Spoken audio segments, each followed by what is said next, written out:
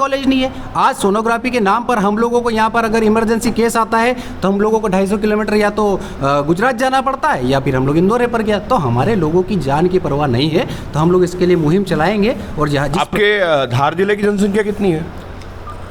धार जिले की ट्राइबल से पॉपुलर ऑल ओवर पूरे जिले की लगभग नहीं, मतलब ऐसा कोई जरूरी नहीं है, अगर नहीं पता हो नहीं चलने दो, यही सहजता होना चाहिए। बिल्कुल आप मुद्दों पर काम करेंगे। देखिए, मैं आपसे किसी भी मुद्दे पर आपको हराकर जीतना या जीत कर हराने वाली स्थिति में नहीं आना चाहता। मैं वास्तव में ये चाहता हूँ कि जिस तरीके से हमने राष्ट्रीय पटल पर देखा कि लोग आम आदमी पार्टी में भरोसा इसलिए कर रहे हैं क्योंकि उन्होंने मुद्दों पर काम करके दिखाया। अब जैसे ये लोग आए हैं तो ये लोग अपनी अपनी एक उम्मीद लेकर आए हैं, इनकी अपनी अपनी कुछ समस्याएं हैं, भले ही पंचायत की होगी पर फिर भी समस्या तो है। बिल्कुल है। अब एक एक उंगली और एक एक मुट्ठी बनकर एक आंदोलन बनता है और वो आंदोलन जो है वो अच्छी सरकारों को भी बदल देता है।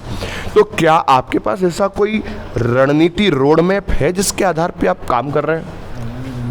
बिल्कुल, अभी हम लोगों ने जो रणनीति के तहत, आपको मैं बता दूं, धार जिले के साथ साथ प्रदेश में हम लोगों ने जो रणनीति के तहत जो त्रिस्तरीय पंचायत चुनाव आए थे उसमें हम लोगों ने हमारे युवाओं को किस प्रकार से सिस्टम में अंदर किया जाए, इस पर हमने रणनीति बना के काम किया, जिसका परिणाम अभी देखा आपने। त्रिस्तरीय पंचायत चुनाव में बहुत सारे हमारे जयेश के सरपंच चुनकर आए, पंच चुनकर आए, जनपद चुनकर आए और जिला पंचायत सदस्य भी चुनकर आए।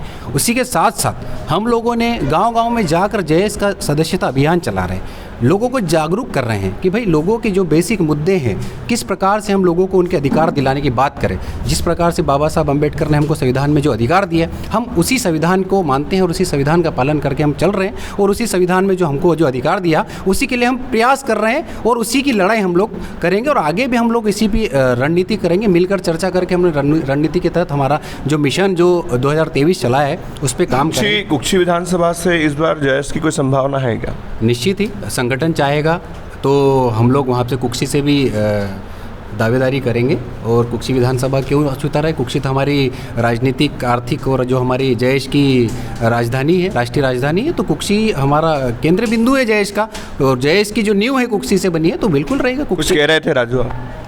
मैं ये बोल रहा था कि मीडिया बंधु के माध्यम से पहले भी बता चुके हैं कि बड़वानी ज़िले में 13 लाख से अधिक आबादी वाला ज़िला है और उसमें बड़वानी के जो जनप्रतिनिधि जी जिम्मेदारी सोनोग्राफी मशीन तत्काल व्यवस्था करवाना चाहिए, क्योंकि मध्य प्रदेश की सरकार हफ्ते भर के अंदर आपकी क्या आक्रामक रणनीति रहेगी इस पर? हफ्ते भर में आक्रामक रणनीति बिल्कुल रहेगी, क्योंकि जयेश का क्या रणनीति रहा है कि 28 दिन धरना देकर आदिवासियों का अधिकार दिलवाया। तो बिल्कुल अस्पताल की व्यवस्था के सुधार को लेकर आगामी रणनीति बनाकर सोनोग्राफी मशीन की व्यवस्था कितने दिनों के यहाँ पर जो जिम्मेदार 2 सांसद, एक मंत्री हैं, उनके माध्यम से उनसे करवाएंगे। वो क्या आदिवासी और आदिवासी बहुल्य जिले में सभी समाज के वर्ग के लिए क्या व्यवस्था करते इस जिले में, ये बड़ा सवाल है। 15 साल आपने बहुत अच्छी बात बोली। 17 साल से माननीय शिवराज सिंह चौहान जी की सरकार है, क्या बड़वानी जिला इनको दिखाई नहीं देता है? ये आप जो रणनीति बना रहे हैं आक्रामक इसकी, तो कितने दिनों के भीतर आप मैदान पे उतर रहे हैं ताकि ये पब्लिक को पता चले, वो जुड़ेंगे आपसे? आप समय अवधि बताएं।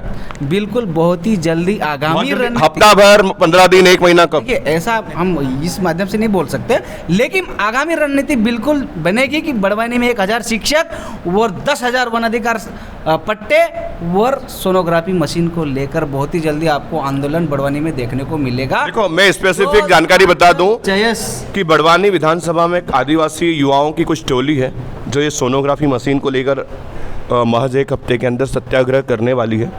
तो मैं ये सोचता हूँ कि अगर वो सत्याग्रह कर रहे हैं तो आप लोग क्यों नहीं कर सकते उनके साथ मिलकर, क्योंकि आदिवासी लोगों के लिए ही कर रहे हैं, वो सभी लोगों के लिए कर रहे हैं, तो इसमें बुराई क्या? विचारधारा एक है, मंच अलग है, उससे क्या फर्क पड़ता है? अगर विचारधारा एक है तो आपका क्या कहना है इस पर? बिल्कुल, अगर हम तो इस आगामी की ओर है और अगर बिल्कुल भी अगर मंच दूसरा भी कर रहा है तो हमारा पूरा जयेश परिवार, पूरा जयेश संगठन उसके साथ है, जो सोनोग्राफी और वन अधिकार 5वीं अनुसूची पैसा एक्ट कानून की लड़ाई लड़ता है, उसमें हर मंच के साथ जयेश साथ में है, जो पैसा कानून और 5वीं अनुसूची की बात करता है। और रही बात बड़वानी की सोनोग्राफी की व्यवस्था के लेकर, बहुत ही जल्दी आगामी रणनीति लेकर मोर्चा खोलेंगे। के अंदर कई राजनीतिक प्रवक्ता आते हैं। मध्य प्रदेश के अंदर कई सारी विषयों को लेकर प्रेस कॉन्फ्रेंस होती है। मध्य प्रदेश के अंदर हर वर्ग, जाति, संप्रदाय के लोग आते हैं, लेकिन मध्य प्रदेश की पॉलिटिक्स कभी भी विजनरी नहीं रही, और विजनरी नहीं रहने का अभाव यह है कि क्रमवार जानकारी से शुरू और क्रमवार जानकारी पर ख़त्म, और क्रमवार मुद्दों से शुरू और क्रमवार मुद्दों पर ख़त्म। मुद्दे समय समय पर बदलते रहते हैं। वो कहते हैं हमारी मीडिया लाइन में कि हालात नहीं बदलते लेकिन हेडलाइंस बदल जाती है, तो कुछ ऐसा ही है। लेकिन अब चूंकि युवा नेतृत्व धीरे धीरे आगे आ रहा है, तो देखना है कि क्या ये युवा नेतृत्व बदल कर रख देगा व्यवस्थाओं को, उसमें कोई परिवर्तन लाएगा। परिवर्तन की संभावनाएं आने वाले समय में देखने को मिलेगी। अब ये आने वाला समय ही बताएगा। NN7 के लिए नवनीत रावल, बड़वानी।